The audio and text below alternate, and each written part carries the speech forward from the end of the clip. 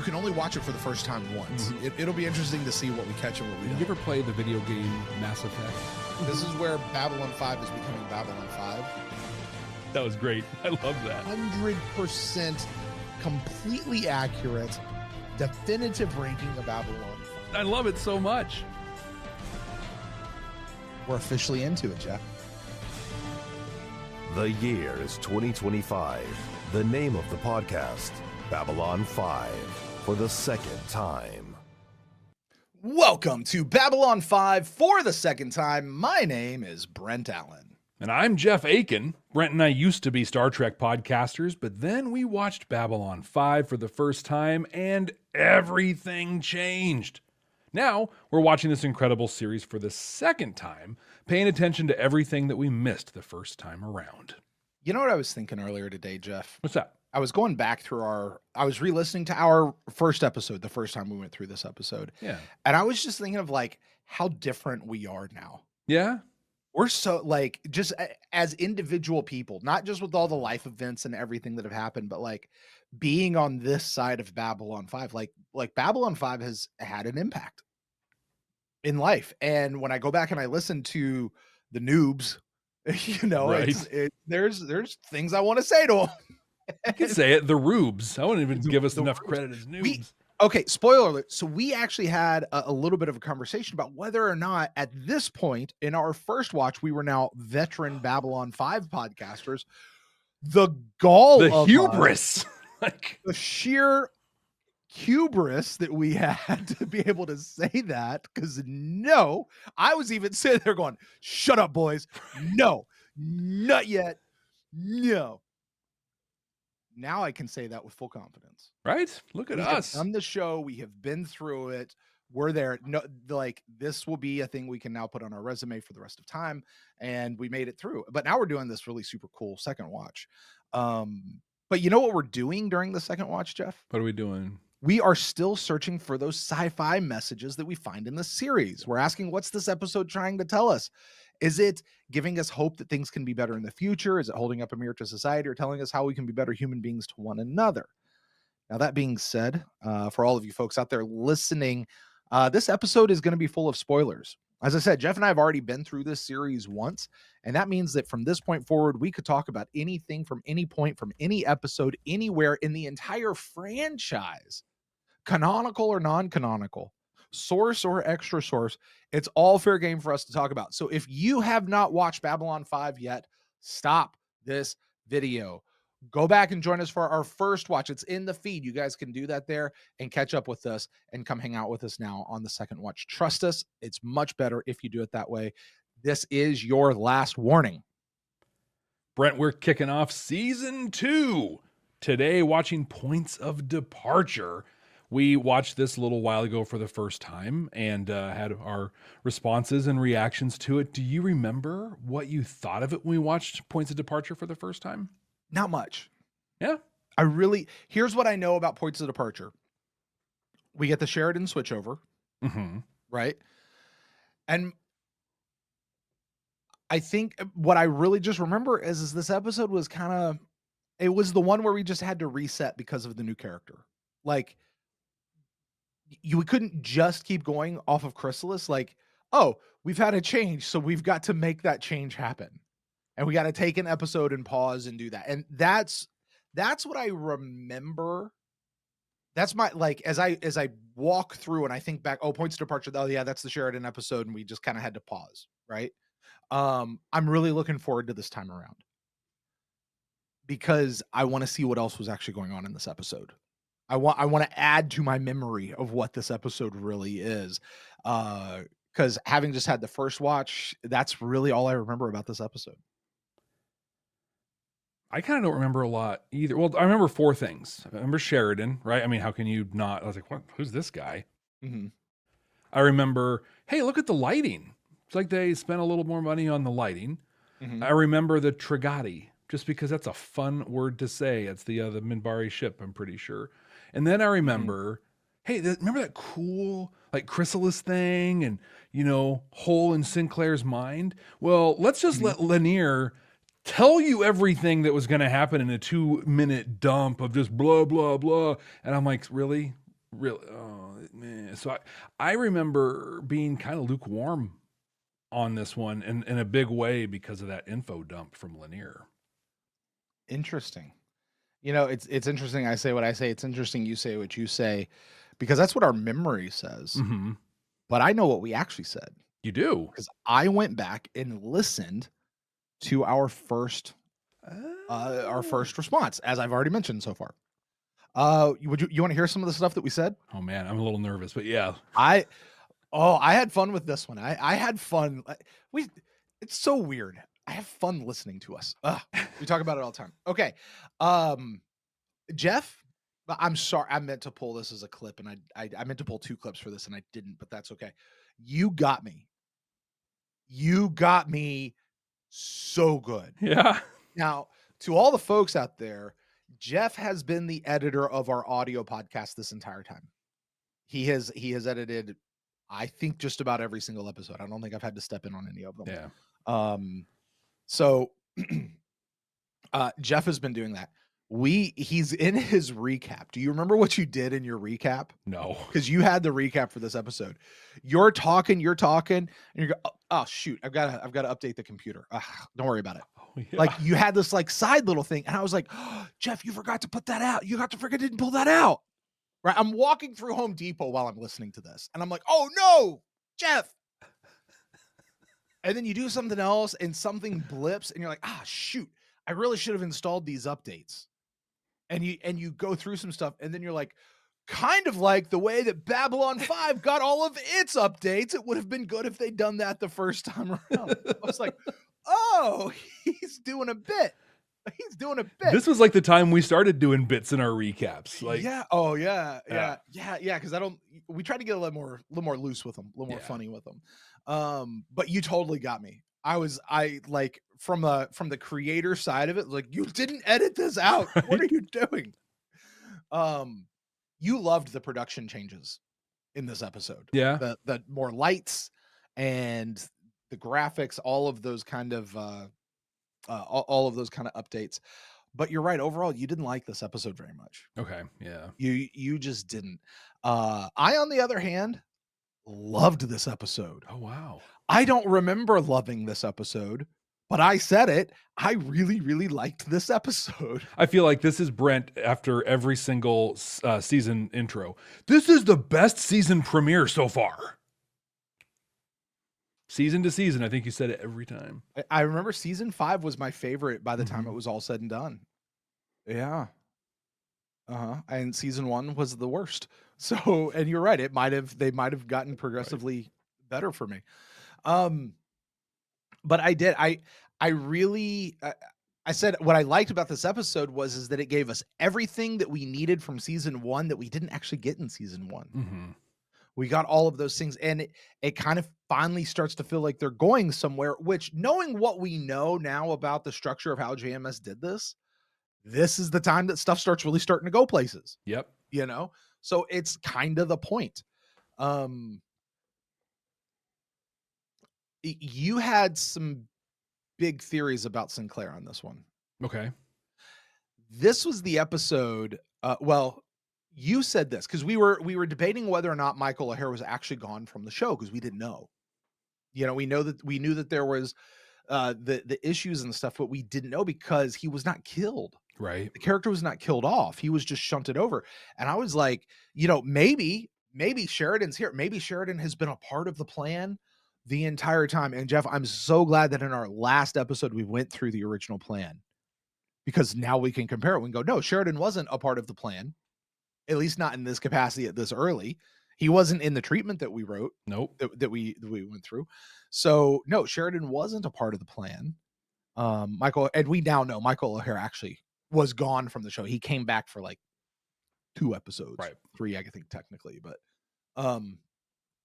you had a theory about him that he would be the new Kai Wynn. Okay. Do you remember this? I don't remember this at all. You said it'd be and I'm quoting you now. Okay. This would be the person who isn't on the DVD cover, but we're excited every time they show up. And I went, who's was excited when Kai Wynn shows up. What are you talking about? She's great. I mean, she's horrible, but she's Cartagia great. And then you said this. You said it's because Sinclair is the key political and religious figure that shows up from time to time to move the story along. Okay. The key political and religious figure that shows up, well, 2 more times. Couple times. And moves the story along. Holy schmark, Jeff. If we look at the arc from last week, I described his kid. Uh-huh. Yeah, wow. Yeah. Yeah, I also described his kid, but it's something completely different. But that's okay. You also very much appreciated the military realism in this episode. That's right, because in the battle, when they're repeating the commands back to each other. Yeah. Oh, yeah, I remember that. Yeah. Does it get a crown? They want to know, Sarah wants to know over in the chat if you're getting a crown for that. No. That's pretty. It's too general. Like it's pretty dead on, and it's too general. I was gonna say there was no specificity. No, you get your crown for one you have coming up here in just a few moments. Oh yeah. Now, I also said this, Jeff. This is the episode where I reveled because in season 1 I had a little prediction about Sinclair myself. I said Sinclair is part Minbari. Yep. And in this episode, we get this big info dump from Lanier, where that's what he said. He's like, Sinclair he's got a Minbari soul. And I was like, yeah. And you turned around and took that and amped it up to 11 in this episode, Jeff. And it's where Jeff says Sinclair is Valen. Wow. Okay. That you got your literal crown. Dude, I can imagine putting ourselves in the listener's space, like how many jaws hit the floor in that moment. I, as a person who went through this with you, about hit the roof of my car when you said that. I was like, what? They got that here?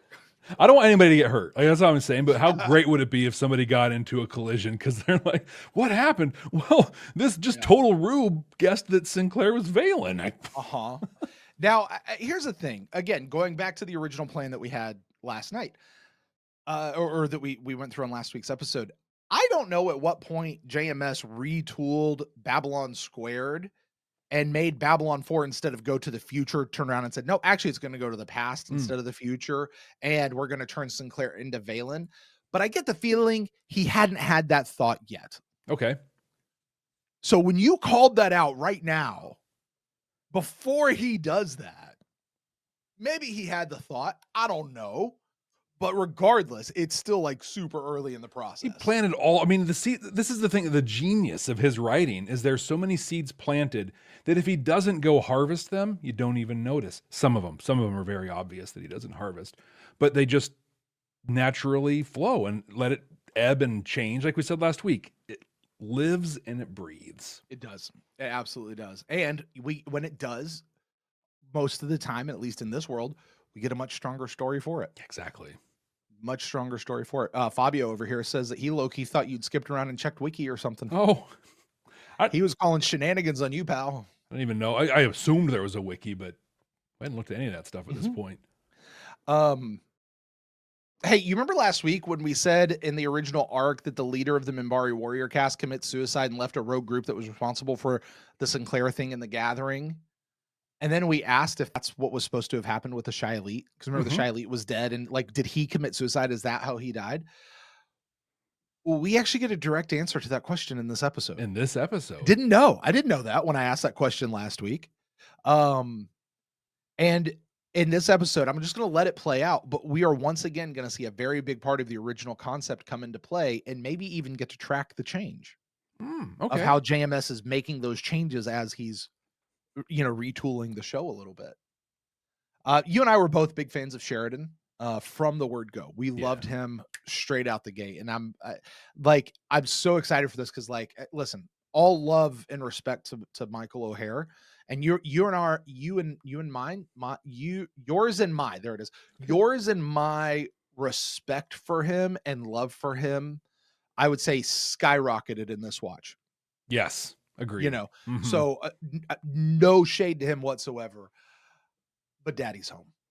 Dude, Bruce Boxleitner oozes charisma. Dude, he's so good looking too. Look at Yeah. the man back there. Like, he's just like, oh my God. You're right. He does. He can be boyishly handsome, ruggedly handsome, whatever you Right. need. He's all of it. And we know he's going to age. I mean, because you think about season 5, you know, Bruce Boxleitner, who's President Sheridan and all that sort of stuff. And it's, my God, he looks so good. You know, he's the goat T. Mhm. Wow. We both loved how Sinclair was written off the show. And you had mentioned how it's actually the pattern that we had seen with Dr. Kyle and Lita. And what we now know is a trap door. Mm-hmm. It was actually built into the show. But you and I were just both like, man, it's so cool how he's writing these people off. And we're like, yeah, because he did it on purpose, you big idiots. We've been trying to tell you that. You and I both guffawed a lot over the vibe shower that all the plebes on the station have to take. Okay. Because the command staff gets real water. Everybody else just has to take a vibe shower. And we're kind of like, oh, that might actually be the way to go. Right. I'm down for some vibe. There you go. We both figured that Delenn was turning into a human, but you specifically called it as a hybrid. Okay. Which I thought was neat. And we both said that Linear seems a lot more mature in this one. We noted that, like the growth of his character. The last thing I'll say here, Jeff, is it was a really, really good thing that it was my turn to listen to the episode and not yours. Yeah. Because I made a major Stargate reference that is a massive spoiler. That if you were to hear it right now, you would know exactly what and who I was talking about. Yeah. Do not go listen. Okay. Because you're not there yet. Oh, okay. Oh, you're not there yet. That's awkward. And here's the thing. We're not even keeping track. We're not even keeping so much spoilers away from you for Stargate. Like, that's a whole different animal, right? Mm-hmm. This is one I've been keeping. Okay. Yeah. This is a secret of the show I've just been letting develop for you. So, yeah. But that wasn't my only Stargate reference. No. I said the Agamemnon reminded me a lot of the X-303. Which we just saw. Which you now know what that is. Yeah, very cool. So, you're right. I think we talked about that in the episode too. Kind of a similar build. Yeah. So anyway, that's what you and I said, Jeff, about this episode. But I'm really curious. I know you did some research on this and found out what JMS was saying about this episode. What did he have to say? Anything good? I just have to say, it's incredible to me that J. Michael Straczynski continues to exist online, because it had to be so exhausting. I feel like he answered the same 3 or 4 questions 800,000 times. No, Ivanova is not going to be the commander because she was just the first officer. That's not how it works. She doesn't. No, Ivanova, it's not normal for the first officer to be. Ivanova is the first. That's her job, is this. Over and over again. No, Sheridan is not a war criminal. It was done in a military. No, that's not against the rules of this. It's over and over, so many things. But I'll tell you, there's a lot on this one. And so I'll kind of run through. He says, I like this a lot because it describes our show. He says, I don't think it's the position of this show to state whether or not a belief system is true, but rather to explore the actions of those who think it's true, not to resolve arguments, but to start arguments. Mission accomplished. Okay. Oh, this one, he answered quite a bit also. But Sheridan did not tell President Clark about the Minbari soul situation. Clark already knew. Sheridan's line is, I spoke with the president. He's the only other person who knows why the Minbari surrendered. Also in the first issue of the comic, this prior knowledge on Clark's part is clear as well. To my delight, he says, yes, we brightened things up a notch, but only a notch, because we discovered that a lot of the good work being done on the sets and costumes wasn't being seen because they were too dark. They Stargated it, basically. Yeah. Why have lights? So we went up about 1 f-stop, but at the same time began using more shadows, textures, and colors, so the show has a more realistic and denser look to it. This one I'm interested in because of my recollection of the next episode. But he says, if you think Points of Departure was a wham, then I can't wait to see your reaction to Revelations. I don't remember it being much of a wham, but no, I remember not having that big of a. See, that's where I think you know what I think's happening with some of this, Jeff. You know how you and I often talk about, especially through the first watch, there's the group think. People are seeing like Sheridan and Delenn right now through the eyes of season 5 Sheridan and Delenn, not through the eyes of we just got out of season 1. You know? And we can't do that. JMS is already watching them and knows all these pieces because he's already looking at it through the future lens. And nobody else is. Yeah. So he literally went first and does what. So listen, for all of you folks out there who are doing that, which Jeff and I are joining you now, JMS went first. Yeah, he is the first one. We're in good company. He's Lorian. He is the first one. Sheridan is a descendant of General Philip John Sheridan. You familiar with General John Sheridan? I know John Jacob Jingleheimer Schmidt, but his name was my name too. Was it? Yeah. And every time I go out, people always shout, John Jacob Jingleheimer Schmidt. Yeah. There we go. We're dads. He was a real world Civil War? Yeah.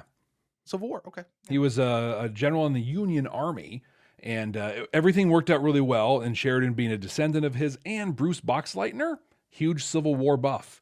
So the Lincoln stuff that we get through here was really, really natural. It says the battle. Oh gosh, this is really great, especially because of last week's episode. He says the Battle of the Line and the hole in Sinclair's mind was always intended as the entry point, the trigger to the story. It's like Frodo being given the ring in Lord of the Rings. The story isn't about that, but that's how we get into the story. Okay. Robert Foxworth, who plays General Haig. Yep. He's somebody that they spoke to in case Bruce wasn't available or didn't fit for the role or whatever. He was a second choice for Sheridan. Okay. Which I thought was interesting. They liked him a lot, and then they kept him as General Haig. You know what? He would have been a completely different deal. He doesn't have that youthful vigor that Bruce Boxleitner brings. Although I like him as an actor, but he's good in the roles that he gets. He is a general, not a captain. Yeah. That's a great. He's a general, not a captain. He's an admiral or a badmiral, not a good admiral. Not many of those. I like this. I appreciate as well. There's a lot of things he said that I really resonate with. We had originally intended to resolve the missing 24 hours and the Battle of the Line by episode 4 in the second season. But we just had to move it up 3 episodes to the first episode because new players are coming onto the field in the form of, he says, the Shadow Men and other forces. And now we have to begin turning our attention to new mysteries. Thought it was interesting. He called them Shadow Men. Like he's still looking for that name for them. Yep. Yeah, he doesn't quite have it yet. Just a few more, and I like this a lot. Actually, God, there's a lot of these I just really like and appreciate. He says all the characters are unique. There seems to be this boneheaded notion that I frequently run into. Well, Ivanova's just Takashima renamed, or Sheridan's story is just the same as Sinclair's, same guy, just renamed. They're not, and never have been. The story of one does not devolve automatically into the other. If you make a change, it's because you have something better in mind. Oh, yeah. Hey, here's my original plan. I'm going to make some changes because why? It got better. It got better. It got better. And then one for my music buffs out there. Regarding the theme music, to me, this one is neither worse nor better than the first. They're different and meant to convey different moods and themes. Each year it'll change. This year was heavy on strings and brass. I like this a lot. This shows the planning even went into the theme. He says next year it'll be heavy on percussion. Dun, dun, dun, dun, dun, dun. Yeah. It's pretty nuts. I like that he even had already had those conversations about the theme for it. Yeah. Like every detail he had planned out. That's what I got looking back at Lurker's Guide and other sources of information out there. So much stuff, dude. I know. Well, it makes sense between our review of it, his review of talking through everything. This is a big change and pivot point for Babylon 5. Sure. I like where he talks about, you're not just replacing somebody and then moving on with the character in the same story. Although we did see many elements of Sinclair's original story still make their way over to Sheridan. Yep. Everything from literally the exact description of him getting kicked out of the little thing in the turbo lift and the reveal of Kosh.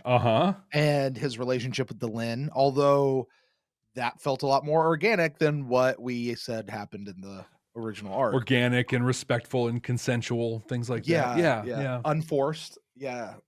Not pre-planned by the what you call it. See, here's my thing. Okay, let's talk about just Delenn for a sec. I was thinking about this last night after we got done. My impression of what's going on with Delenn is she goes into the chrysalis not to emerge as a female able to mate with a human and have a baby. She goes into the chrysalis because that's the prophecy, and in doing so, she becomes the person who can help bridge the two people. And she thinks like that's her, like she's the anti-Valen in that, like, Sinclair came over to the Minbari, now she's going over to the human, and it's bringing balance to the whole thing. Like it was all with Delenn, and when she did that, she winds up meeting Sheridan and falling for Sheridan, and then they wind up having a child. Not, I'm coming over here to either kill you or take your seed. Like, right. But I think that's a good thing to point out, because I have thought a number of times that the chrysalisine of Delenn actually was pointless. Like it did nothing. But what it did was in War Without End, when Sinclair just walks out of the ship in the past as Valen, you're like, oh, I know exactly what happened. So it's like, okay, it had a whole different bent in his original plan, but for this, it was basically, we can just show you this thing instead of having to do a big build up and explain it, because we already did the build up and explanation. We've been building this one up for a while. Brent, what do you say we watch the episode? Let's go watch this episode. If you're joining us for the first time or the 1000th time, let me tell you how this works. Break it down a little bit. Brent and I have not watched this episode since the first time we watched it. Have you watched this since the first time? I have not. Same. Watched it a couple times the first time around. Haven't watched it since. So we're going to watch it in real time right here with you. We're going to bring it up. We're going to watch the episode. We're going to talk about it. We're going to react. We're going to pause. We're going to say, oh my gosh, what's this thing? And have all the conversations. That's going to get kind of chopped up and stuff so that we can put it onto YouTube and honor the copyrights that are important and should be honored. So they'll be out there for you to watch on YouTube. The full version with our entire conversation and our pauses and our boops and everything is posted up on our Patreon page at patreon.com/Babylon5First. That's with the number 5 and the word first. And if you're listening to us on the podcasting apps out there, you're going to hear that reaction, and then stick around because we're going to have the conversation on the other side, just like our YouTube folks get. That way you guys can join in the fun as well. And we'll talk about all the messages we uncover and all that sorts of stuff. So, Jeff, let's watch an episode. Let's watch it. Get into season 2.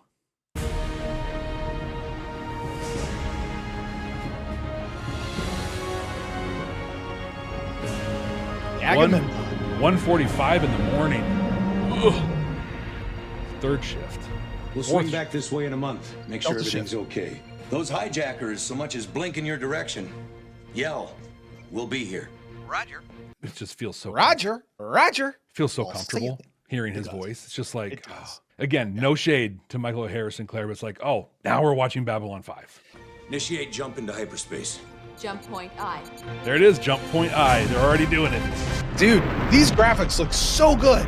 It's a This remarkable, still holds Getting a up coded right signal now. from Earth Dome on Gold Channel 1. such a remarkable It's step General up. Haig, Joint Chiefs of Staff. Thank you for Patch it through clarifying to my for us who office. General Haig is. Yes, sir. I like when they do lines just for us. Uh-huh. Receive. Like, he clearly General, knows who he would this be. is a surprise. What can I do for you?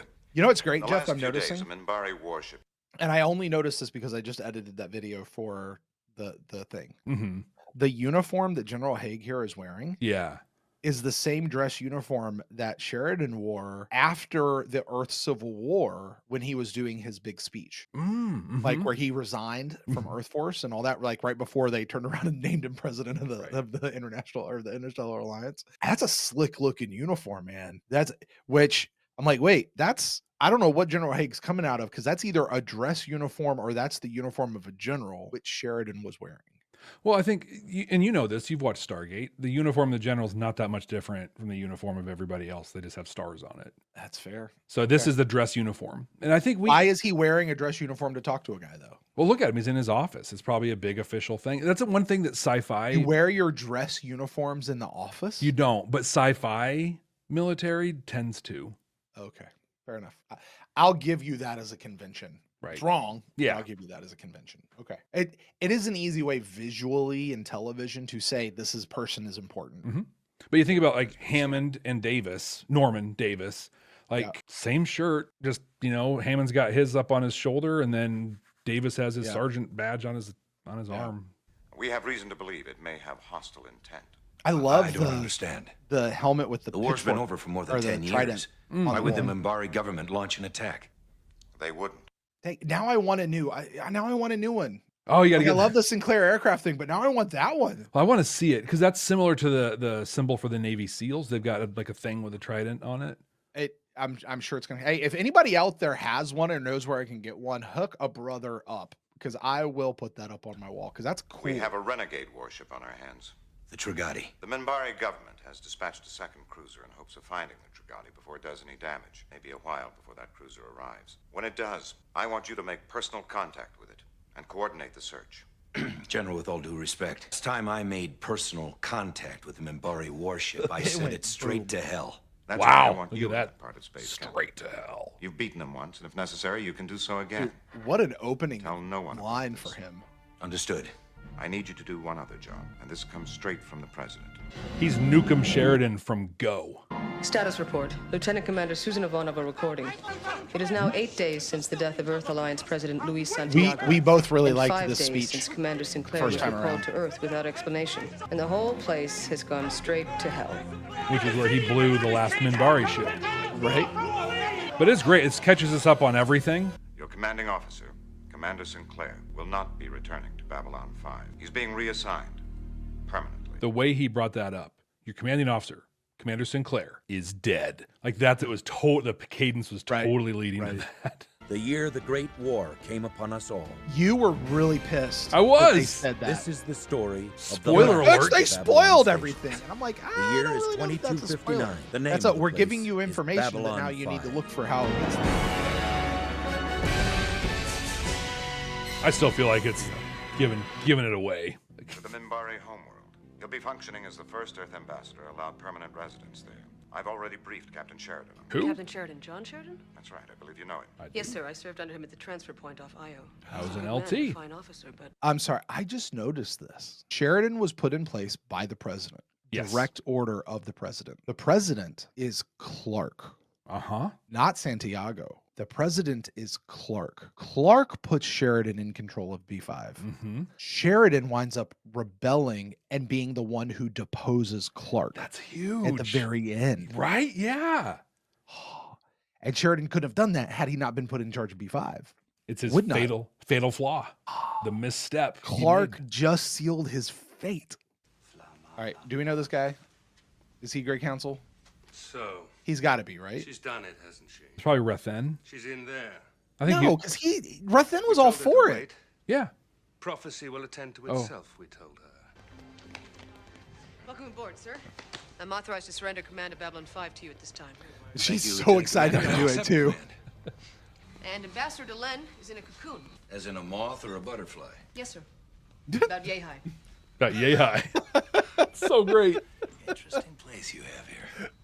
And he's not even sir. phased by it. Right. He's like, cool, man, whatever. Let's go. All right. Babylon 5 is divided into several different sections. You were excited about this, I remember. Yeah, because that was the thing we were talking about is by the end of the first season, We still had no clue about how Babylon 5 was laid out or what was going on with it. Here it is fully explained. So good. I'll just grab a fast shower, we'll head up to command and control, and I'll give them my good luck speech. Fast. Sir? Quote. That's the same speech I gave him when I took command on Io, on the Agamemnon. It's sort of my, Tradition. good luck charm. It's my thing. Always give it within 24 hours of taking on a new assignment. Which means he's totally not giving it within Do you mind if 24 I hours. mention CNC? Just want to point out, you mentioned often how we watch this through the eyes of the end of the whole series. Yeah. We're looking at 2 Ranger 1s sitting here just having a conversation about taking care of the people on Babylon 5. 2 Anla Shocks. And LeShock Nas. Anla Shock. Oh, that's cool. We have supporters even among the council. They tell us that Sinclair is now on our world. He is an ambassador. So you say. But the Grey Council never tells anyone the whole truth, does it? It's almost like JMS is still sticking a little bit to the original script with Sinclair. You know, the original backstory. Like, those elements are still in play for Sinclair. Yeah. Like, maybe we could, maybe, I don't know. I'm sorry to bother you, sir, but I've got security on the link. Sorry to bother you, sir, but I'm going to overact while I deliver these Won't lines. say what it's about, only that it involves the safety of the station. He says it's absolutely urgent. I wonder how many takes it took to get I feel like that's actually an ADR recording. They're like, we're just going to It clean it in just post. does not fit. Plenty of time for speeches. Carry on. Babylon 5 Leadership Academy moment. Yeah. He doesn't know jack squat about those people or what they've done. Like, it's been hours from the time he was told he's taking command to stepping in and taking command. He might have perused a couple reports. That's not what's important. What's important is he went and met them and tried to like have a bit of a connection. But the whole point was him saying, y'all are great. And I'm excited not just to be here, but to be here with you. Doing that, yeah, you know, and then it sets stuff up for if they do underperform, you can be like, I don't understand. You're so great. I know you're so great. What's going on? Come on, man. Get your head out of your... Exactly. But excellent moment from Sheridan there. Hey, hold it right there. That section's off limits to everyone but station personnel. He's about to and get diplomatic janked. staff. Right. I'm sorry. I seem to be lost. He's just doing that because he's Minbari. Yeah. Hey, wait a minute. This court. His name is Calais. If you will arrange to have him apprehended, I will have him picked up by others and conveyed to Minbar. You said he was second in command of a Minbari cruiser. Which one? I don't see what that has to do with this. Was it the Trigati? What's the Trigati? It is not something we like to talk about. Sit right back and I'll tell the tale. Tale of a rogue ship. At the end of the war, when our ships were ordered to surrender, one of our war leaders, Sinoval, took his own life rather than obey, and became a martyr to his own crew. So this is part of the original plan. You and I thought that it might have been the Shy Elite. That's what happened with the Shy Elite. No, it was this guy. Now, I'm curious to know, and I would ask JMS this. JMS, you're watching. Write us an email. Let us know, because you have time to write people emails who ask you random questions. Totally. But a question I would have is when you wrote, or when you had the episode written where we met Naroon and the Shy Elite, I forget which episode that was. Was it something else? Well, it was Legacies, right? With Naroon. Was it Legacies? With Naroon. Yeah, it's the one where we met Naroon, right? Yeah. Was it intended that the person who that the Shy Elite had committed suicide, but now that got shifted over to this person? I think so. Or was this the person who'd always committed suicide in your original plan? Just curious. Right. See, now I'm tracking all the changes. It's fun. The president feels the Minbari had too much influence over an Earth outpost. Times change. And the day that a man such as yourself is given a position of this importance is a dark day indeed. Music's working hard. We This is lost many great. of our best warriors because of you. Well, he says it's not We do Crusade. not soon forget such things. If there is a doom on this station, it is because you brought it here. In this moment right now, I, as a viewer, fully believe that all-out war can break out between Earth and Minbari right here, right now. And that's what Sheridan was put here to do. Oh, to break out the war? Make the war happen? Interesting. I think in many ways we're still following that original blueprint right here. Leading to the Earth Minbari war. Leading to the Earth Minbari war, yeah. Or this is how he's wrapping it up so he doesn't have to go down that path. Yeah, he's got to be. He's in the It was moment. the only real victory we had in the whole damn war, and I am not about to apologize for it. He said Kalane feels his world has betrayed him. If that's true, would your first target be the representative of that world? Delenn. Now, we see that mining happen in the beginning. and it happens a little bit differently than this. But the thing I don't remember, and I feel awful I don't remember it, but didn't Ivanova's brother die in that situation? Isn't this where he went, or in what led to it? I'm looking over to our council chambers. Council chambers, yeah. I'm waiting for them to. I would not have made that connection, but it's possible. Nia confirms and says, yes, you're right. It's interesting. Like, they make a couple changes. That's not. I don't think it was between Jupiter and Mars in the film, and then that's where he went. I'm curious, because Sheridan wasn't in command, so he wouldn't necessarily know every pilot, that was there. But it's just an interesting dynamic behind all of that. She's in there, isn't she? No. Move aside. Move Lanier. aside. Let's go. Freeze! I love you. Put the gun down. Put the gun down, we won't hurt you. Klein's like, this is exactly what I If wanted. you are going to kill me, then do so. Then we're not getting anywhere. I suggest we wrap it up for now and try again tomorrow. So we're not getting anywhere. Why don't you let me hit him, see what happens. I'm told that after the death of your commanding officer, you took command of a Minbari war cruiser. But if you're here, where's your ship? Cut to the jump gate. There is something we need to discuss, especially in light of Kalane's presence. Specifically, you It stealing concerns my woman. The reason you were sent here, the relocation of Commander Sinclair, and the reason we surrendered at the Battle of the Line. And right now, everybody's like, after 3 years, doing happy dances. the Holy War We're gonna find out. began when our leader was killed by an Earth Explorer division. You surviving Earth ships that were ordered to defend your world at any cost were not an obstacle. We're not The an Council obstacle. Not a big deal. Oversee the final victory of our forces. They cannot harm our ships. I love that we get this scene Continue here. to try. If our next step is the final assault on their world, we must know their defenses. Do Very you? well, Delenn. Like, we're just cutting through them. But quickly. That one. Yeah, this is great. We don't I like see how them. they just randomly picked, like. Well, it was Kosh gave her the. This was the first time planted the seed in her head Council to say this have one. direct contact with a human. In this case, Sinclair. He was tortured, interrogated, scanned. During the course of the scan, Because they will hurt Council people who are discovered not one of something their own. terrible. What was true? It is our belief that every generation of Minbari is reborn in each following generation. Remove those souls, and the whole suffers. We are diminished. Weaker. Over the last 2,000 years, there have been fewer Minbari born into each generation. And those who are born do not seem equal to those who came before. It is almost as if our greater souls have been disappearing. You know, in the original treatment, it says that each successive generation is weaker. Here he just says they're not as great as before. Yeah, that's a much different way to word that. It really is. To where it makes sense, you know. Yeah, like we talked about last, weakness has a connotation to it. Yeah. He's saying we're still great. At the just Battle not of as the great. Line, we discovered where our souls were going. They were going to you. To you. Minbari souls are being reborn, in part or in full, in human bodies. So you stopped the war? Now, what do we know now? Let's look at this through the lens of the future Jeff and Brent, right? Minbari souls are not being reborn in humans. What it is Valen went back in time as a half human and he started commingling Minbari blood with his half human bastardization, really. Yeah. And it's really the Minbari who have been. Now, obviously, by the time you get this far down the line, you're like, it's so minuscule DNA that you would have from a human in your body if Valen was the only half human to be introduced into your whole species. Right. But regardless. Yeah. Regardless. And that the human, like, I want to know how they tested the others. Like, did they hold up the Triluminary to the others and find it as well? Because, and here's why I say that.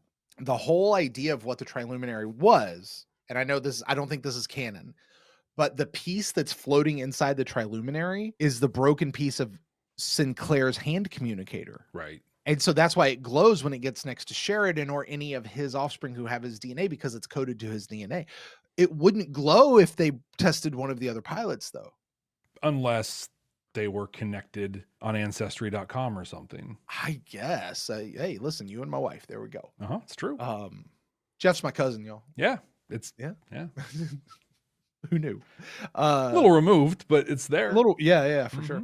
But anyway, and you know, as Fabio points out, though, we also know that because of the Soul Hunters and because of the episode Soul Hunter and the movie, what was the movie? The not great one.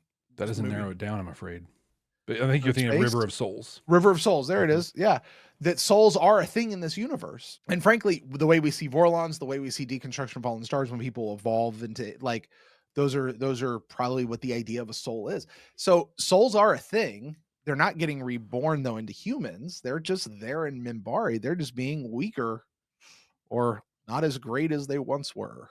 Although I would say that this show doesn't state whether or not a belief system is true. It explores the actions of those who think that it is true. It's true, but it also gives us there, whether you call it a soul or it's something else, an essence or whatever, DNA. The show has established that there is something of the individual that survives beyond death in this plane. Yeah. Now, whatever that is, I don't know. And the show doesn't answer that. It leaves that to us. It does. I think to allow the people to explore that. And it gives us pieces. In passing through Gethsemane, right, we find out that the Minbari overall belief is that we're all just manifestations of the universe figuring stuff out. And so our souls return to that, And I don't know. There's a lot of different ways that you can approach from it. Yeah. I just think either way, the Minbari are way off on their thought process here, but it led to what was like, whatever the Minbari believe is not actually what's happening. Well, and I think if we look back at the original treatment, I think this is what the religious caste and maybe some of the worker caste believe. Warrior caste, I don't think believes any of this. Fair. We had all memory of the examination erased from Sinclair's mind, and we let him go. Commander Sinclair was the first. There will be more. There will be more. Captain, we've got something major coming through the jump It's gate. a Trigati. It's called the Trigati. It's a Minbari cruiser. Gun ports are open and targeting systems are operational. Gun ports She's on open an mean a attack good vector. thing. Right? Repeat, They're just she's on saying Gun hi. ports open are a good thing. It's cool. They're just saying hello. This is Elite Diran of the Minbari war cruiser Trigati, who will release our captain. Yeah, funny thing. If we refuse? He Captain, did. she's launching fighters. And the original theme going in this launch. Recall your fighters. Any attack on this station will be considered an act of war. The war has already begun, Captain. That's what I was afraid of. They're not wanted gonna to look buy like that we it was are provoking suicide. them into war. We don't have any choice. All fighters, intercept enemy craft and engage. Confirmed, Babylon Control. I feel like this is our first big and great space battle. Maybe not Those are our great, fighters. but big and good. Those are the Minbari fighters. Yeah. I mean, we had the Battle of the Line stuff. Yeah. We did have the attack of the Raiders. What kind of tracking systems are we using? Yeah. Chrysalis? Standard XP7 units, what? A little bit, yeah. Same can we use during the war, but that doesn't make sense. All fighters hold position. Sir, what are you doing? If they hold position, they're perfect targets. I know what I'm doing. All I'm fighters confirmed. Maintain effing position. Star Do Killer. not advance. Repeat, do not advance. If we're not allowed to fire, we're dead. This is where Sheridan needs to be like, trust me, you're fine. Captain. Hold your fire. Gotta wonder how many of these pilots I don't served understand. They during the didn't fire. war. They're looping back, heading for the Trigati. Exactly. But how did you know they... We've got something coming through the jump gate. It's another Minbari ship. Hey, I recognize the Minbari warships That's why they now. didn't fire. That's good. They were waiting for reinforcements. Negative. They're here because I called them. I knew the Minbari government had sent another cruiser to look for the Trigati. But since no one's seen it, I figured they were waiting in hyperspace till they heard about another sighting. Looks like I was right. Slices it Trigati's off. engines have been hit. Unable to make jump. No change in life signs. It's a clean hit. The war cruiser is ordering the Trigati to stand down and prepare to be boarded. The response? Just one word. Honor. Oh my god. Blast shield up. Get down.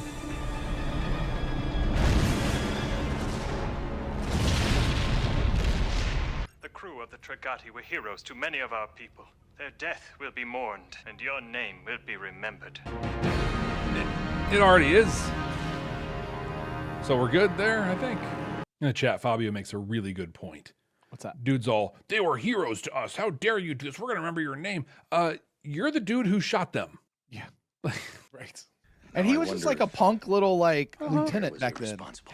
They say it will take both of our races to stop the darkness. I'm told that the Earthers will discover all this soon enough on their own. I hope they are right. Because if we are wrong, no one will survive our mistake. I really wish this is where the final battle would have gone. Mm. You know, that it was going to take Earth and Minbar coming together in this major unified front in push. And I'm not talking about Sheridan and Delenn as a couple, right? Yeah. I'm not talking necessarily those two coming together to form the other part of the One or their child or anything like that. I mean, it actually takes the Minbari and the humans coming together and working in order to defeat what we now know as the Shadows. Yeah. Right. Also, we know that there's more to it than just go defeat the Shadows, but still, like, I really I wish we would have gotten that story. Mm-hmm. You know, Yeah. I love the one we got. Right. Listen, Into the Fire might be the single greatest hour of television I've ever seen in my life. Right. Exactly. But I really like the story that Lanier seems to be building in our heads right now. Oh, coming out of the cocoon. And it's gooey. She's been in there for a while, at least a week. It's got to smell so bad. Like a butterfly. Look at those. Look at that graphic. That's so right there. good. All right, that's not great, but the other one was so good. With ear hearts for the first time. Mind looking an entire squadron of Minbari fighters right in the eye. We shall nobly save or meanly lose our last, best hope of Earth. Our last, best hope, said the thing. Of Earth. Okay, why is CNC completely empty right now? Because it's a maintenance time. It's late shift. Should that be a 24-hour, like, somebody's there, a crew is there all the time? You would think, yeah. But they did seed this in the first season.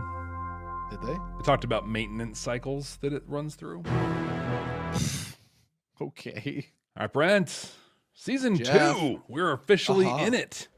Yeah. What do you got on this one? Points of departure. Man, I really like this episode. Yeah? I do. I liked everything about this episode. I like the tension. I like the drama. I like what as a hell of a way to introduce a new captain. Yeah. If you're gonna have to do it, this is the way to do it, man. And we know everything we need to know about Sheridan from this one episode. We know about his history. We know about who he is as a character. We know about how he commands. We know about his strategist type deal. The only thing we don't know about him is just his inexplicable love for nukes. Right. Outside of that, and we also don't know he's a conspiracy theorist. No, we don't know that yet. You know, I feel like there's a few other things about him. We don't know that his go-to is woohoo. It's true. We also don't know that he cleans his socks all the time. Yeah, don't know that. Not for a while. We're not going to know that for a little while, actually. Right. One time. We'll know it one time. One time. Yeah. One time. But yeah, no, I fully enjoyed this episode. I stand by what I said in my first watch. I like this episode. It's good TV, man. And it feels like we're going somewhere. Yeah. It feels like we've taken off the brake and we're pressing on the gas and now we're moving and we're not just spinning our wheels world building anymore. Mm-hmm. You know? So yeah. How about you? I like it better than you said I liked it the first time. I think it was, and here's why. I was really wanting the mystery to unfold, around the Battle of the Line and the hole in his mind and all of that stuff. Now looking back on it, and I can see this episode for what it is. If you never watched season 1, oh my gosh, I'm eating my words from a couple of weeks ago. If you never watched season 1 and you popped in on this episode, you'd be fine. You got everything you need. They told you what you needed to know. Yeah. It's the way it should be. Mm-hmm. It's a good reset. Hey, here's the big stuff that happened. Here's the new stuff that's coming up, and here we go. And that's a part of what JMS has to do as a writer here, right? Is he's trying to tell this overlong story. Also, he's writing in an era where everything is episodic. Yeah. So people have to be able to come into the story and pick up with where you are. In this case, and so every once in a while, he has to give us these clip shows without entering them into a clip show. Yep. Remember that one? Right. But it makes sense. Like we say, every show is someone's first. Back in this time of TV, every episode was somebody's first. In the chat, Absolutely. Andrew says this was the first episode of Babylon 5 he ever saw. And look at him now. I know, right? It did its job. Did its job pretty darn well. What did you get for messages in this one? Yeah, I wasn't really going down that path, man.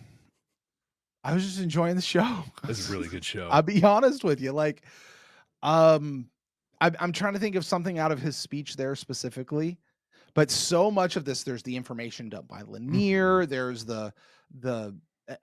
here actually, this isn't a message, but I think this is a poignant piece. You have people that were battling 12 years ago to the point this became their identity. They staked everything about themselves, that they defied the orders of the Great Council. They went rogue. Their captain has just committed suicide yet again. They've gone so far they can't go back. Yeah. And their only out now is death. But they don't have any intentions of coming and killing anybody. They just want to be killed, but they want to have someone else killed them. Yeah. You know? I don't have a mirror to society off of that. I don't have a how to be better human being. I don't have a hope for things to be better in the future, but I do feel like there's something there worth thinking about and dwelling on, as far as how much you put your identity and you put all your eggs in your basket on this thing, to the point that it literally, you can't ever escape out of that thing that you've placed your value in. What about you, Jeff? Did you pick anything up on this one? I did. I want to talk a little bit though about what you just brought up with that being one, like not letting it go. Yeah. You know, this goes all the way back to Midnight on the Firing Line in Delenn. Like, when is it enough? And how often do we hear stories, even in our own history, like we don't even remember why we're fighting? Right. Like, this has just been going on for a long time, and we just keep doing it. And there's that value in letting go. This is what it looks like when you don't. But what I was stuck kind of like pondering a little bit was,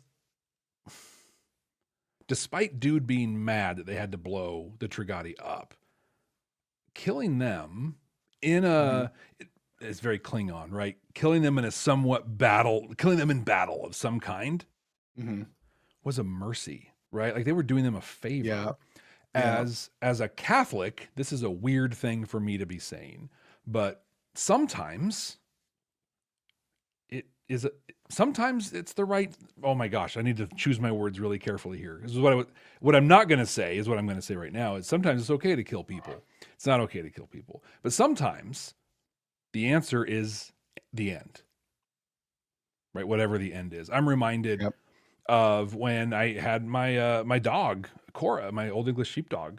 I had to put her down, and I was so confused. As a Catholic, right, we say we honor all life from conception to natural death, and so, like, you know, we don't believe in assisted suicide, euthanasia, things like that. But I remember, like, I put my dog down, and like, I got hugs, and I was kind of a hero. I'm like, good for you, man. You made the hard choice. You did all this great stuff. And I'm like, if I did this to my mom, I would be a monster.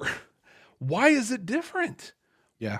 And so I just think, I don't know exactly what the lesson to unpack is in this, but just that there's one path where those people on the Trigati see where they're at and somehow have it within themselves to turn it around and rehabilitate and change and see the world differently. Also, not everyone has that inside of them. And the answer could be what happened to them. You and I have litigated the whole idea of euthanasia before. And specifically, here's what we're willing to do with animals that we're not willing to do with people. Yeah. And I find that rather disturbing, frankly. And I don't know that there's a great solid answer, and we're not going to solve it today right now either. But there would have, what if Sheridan would have pulled the trigger and kind of given them given them their mercy? And then what if that would have triggered a whole new war? 100% And that's what they were actually trying to do. And that's the difference between here it is as an act of mercy, or this is like Deathwalker. It's not an act of mercy. We're doing this so that it will trigger this whole war. And now we're basically we're making ourselves martyrs to our cause. You know, which way are you going to go with that? I don't know. And I think, like most things, it goes back to not actually what you're doing. It goes back to why you're doing it. Yep. And who's the person to sit there and divide the hair over why you're doing it. versus what you're doing. So when that came up in the council chambers chat, a little bit around the difference between Santiago and Clark in regards to Sheridan, and that Santiago knew some of the why of Sheridan, knew a bit of who he was. Clark knew Starkiller and moved forward with that. It's the what and the why and the difference there. But that kind of dovetails into the other thing I picked out of it. And we avoided war because Sheridan saw the bigger picture. Sheridan knew things other people didn't know and was able to piece it together in ways like, nope, we're just going to sit here. It's going to be fine. This is what's going to happen. Faith. Sometimes you just have to have faith. All right, George Michael. Got it. Dude, George Michael is such a great guy. Like it's a tragedy. Never met him. He's no longer with us. You know, he used to like volunteer, not as George Michael, but just as dude wanting to volunteer to help, people. He would find people like pay their heating bills or whatever anonymously just to help people out. That's cool. He was a legit good guy. That's cool. But yeah, that's kind of what I got out of this one from a message standpoint. Well, those were messages, but Jeff, we have a sacred honor, a sacred duty. A duty, yes. A sacred duty. That is an honor to take this episode and to place it in a 100% completely accurate and definitive ranking, an all new season here, Jeff. Now, season 1, our definitive ranking, shuffled around a little bit from our first watch.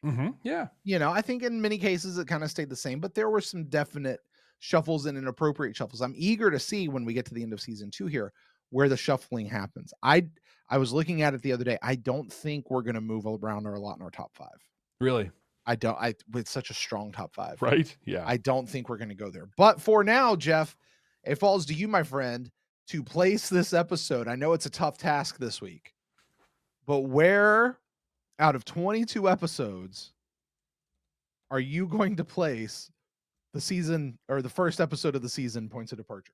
Yeah, I just don't know. This is a tough one to think. I will say that in our definitive ranking of season 2, points of departure came in just under the halfway point at number 12. Wow. But for now, because this listen, week, I'm sorry, before you do that, can we talk about the season just for a moment of how it's going to go? Yeah. Because this is a good spot to do it. Folks, I'm warning you. The first half of season 2 did not go so well for Jeff and I. It did not. No. A lot of people dropped out on us, or they got really mad at us during the first half of season 2. I don't foresee that changing too terribly much this time around. Stick with us. All right. Don't just listen. Jeff and I are going to be honest and true to where we are with stuff, but just stick with us. Okay. Yeah. Yeah. We're here. But considering that like the first half of the season was, the fact that this episode wound up at number 12 and not higher. Yeah. Oh, well, it is. The second half of the season, man, is baller. To your earlier point, our top 5 from number 5, The Fall of Night, In the Shadow of Zahad-Dum. In third place, A Race Through Dark Places, The Coming of Shadows, and The Long Twilight Struggle. Long Twilight Struggle, man. Hey, listen, there was a conversation earlier today in our Discord about what episode, like, should you just start somebody who doesn't really have a super interest in Babylon 5? Like, where should you just start them? And we had posited way back when that Severed Dreams would be a good one to throw on. Right. Long Twilight Struggle would be a fantastic one. I remember my reaction to Long Twilight Struggle. I was in Las Vegas, actually in the hotel where the Star Trek experience used to be. And it smelled terrible in the room, but I got physical. I actually got goosebumps. Like it was oof. It was moving. We got a long ways though, till we get to the Long Twilight Struggle. Oh man. We have the long second season struggle we have to work through. Buckle in, folks. That's a bunch of episodes. I hope I have hope that they're going to be better this time around. I'm excited. I'm excited to watch them. Even The Long Dark, even A Distant Star. I'm excited to see them because we're going to see them differently. Sure. Hopefully. Sure. Maybe. Remember that when we get to season 5, Jeff. Right. See if things change with Byron. Listen, I'm maintaining an idea that if it was all done on purpose, then it was brilliant. Can't disagree. Well, Jeff, where are we placing this one in our prediction, our ranking? It is currently the number 1 episode in the second season of Babylon 5. That is the correct answer. And with that will officially do it for Points of Departure. Next week, Jeff, we got a new episode on deck. Well, not new anymore. We've watched it once before. We're going to watch it again. This episode is Revelations. I remember this episode a lot. Jeff, you don't remember this episode? I remember Sheridan's sister. Sheridan's sister. And we got we got Boohoo Cry Sheridan. We got Emotional Sheridan. Okay. You know, which this is a thing about him we needed to know. Like, I get it. This episode, we're not talking about what our reaction was to this episode right now, though, Jeff. I want you to think back, crank it back in your mind, and think about what your prediction. You're sitting in this spot at the end of Points of Departure the first time around, and you hear the name Revelations, not the book of the Bible, the name of the episode. What did you think it might be about? Go. Well, the book of the Bible's Revelation. Not Revelations. So there's that. I thought this was going to be a throwback. We're going to get Talia Winters and the Vicar, and we were going to receive some revelations from all this stuff that he pulled out of her mind, and we were going to learn more about the Psi Corps. What did you predict for this one? I had a bold prediction. Okay. I said in this episode, Delenn was going to emerge from the cocoon. No, what? Yeah, dude. Yeah. Laying In fact, I laid a stake down. I was declaring it. I was promising that it was going to happen. That she was going to emerge from the cocoon, and that maybe we'd learn some more about the prophecy. We'd finally actually know what that prophecy was that we'd kind of been swirling around. Someday, maybe. And we would learn more about what's actually going on with the souls of Minbari and humans and everything like that. And yeah, that we'd find out more about what happened with Delenn. It was all going to be about Delenn and the cocoon. Revelations of her unchrysalicing. Yeah. Emerging from the pupa. But I mean, think about and unveiling all the stuff about the prophecies and everything. Because that's, she did this for the prophecy. So now here's the prophecy, right? Makes sense. Cool. Well, we're going to do that next week. We're going to watch Revelations. We're going to see if we predicted well or not and get our second time reactions for it. Thanks for joining us and this watch of Points of Departure. If you haven't already, please subscribe wherever you are listening or watching. Give us a like, give us a subscribe, a rating, the 5 stars, all the different things that you can do.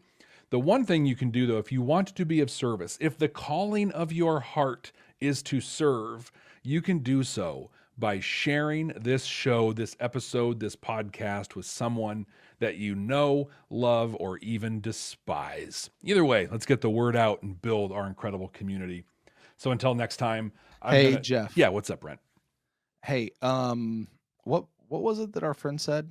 Remember they were talking about it back then, that there's a doom on this show, this podcast, this YouTube channel, and I think honestly, man, it's my fault.